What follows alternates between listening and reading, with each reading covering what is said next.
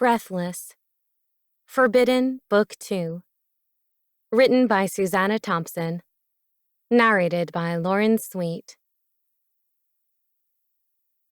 Chapter 9.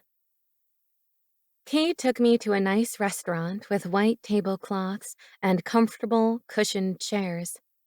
I'd never been to such a fancy steakhouse before, although I was no longer a stranger to dining out. Despite their wealth, my friends and I tended to eat at chain restaurants like most people our age. So why didn't you go to Harvard? Cade asked me after we ordered our meals. I know Dad could have gotten you in. Why didn't you? I retorted. I'm sure he could have gotten you in too. I would have if you were going there, he replied. I'm surprised you aren't, because I know that Logan is there. I don't base my decisions on what other people are doing, I huffed. Hey, he soothed. There's no need to get confrontational. I didn't mean anything by it. I'm just curious about why you chose Boston.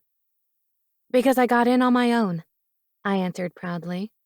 Mom and Robert didn't even know I applied there until I got accepted, so I know he didn't pull any strings for me. In fact, he was not happy I picked it over Harvard. Cade smiled in amusement. I'll bet. At least he still has hope that Noah will go to an Ivy League school. I smiled at his mention of our little brother. Nah, he's gonna be a rock star. Cade laughed.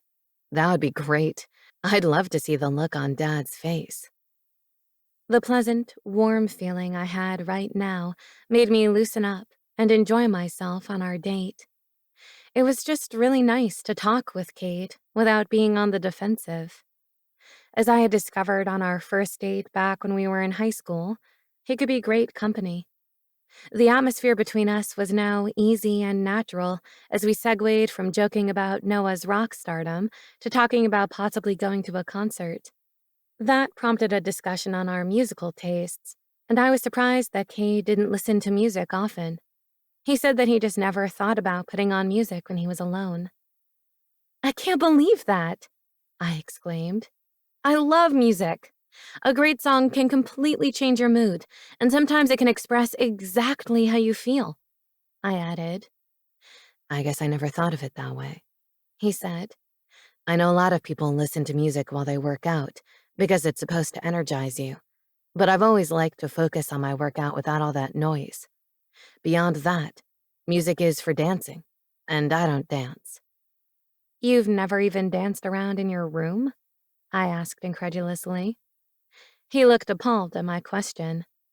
That's something only girls do. Excuse me? I retorted. What about Footloose and that scene in Risky Business? That's fiction, he stated.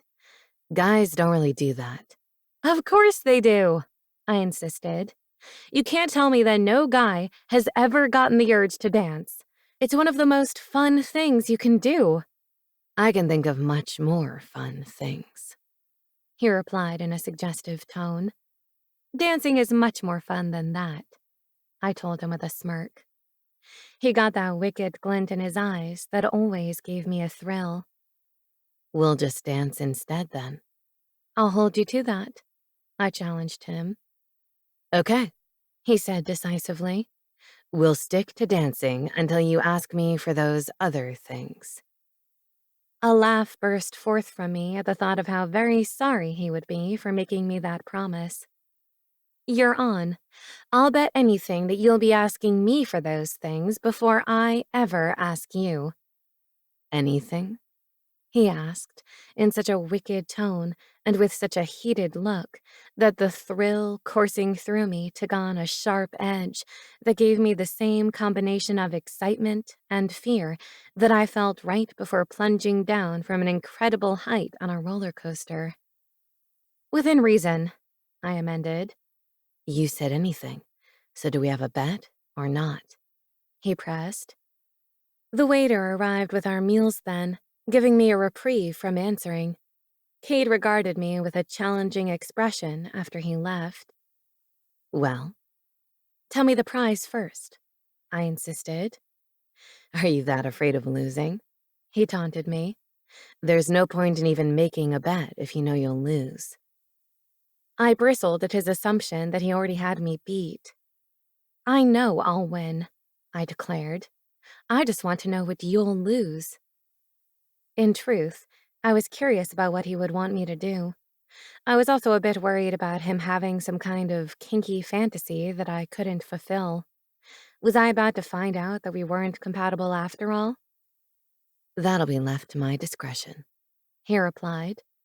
Do we have a bet or not? His refusal to give me an answer spiked my anxiety. I told myself that I was being silly and that there was no reason for my heart to be hammering like I was in danger. Even if I lost the bet, he couldn't force me to do anything that I didn't want to do. Do I get to choose anything too if you lose? I questioned.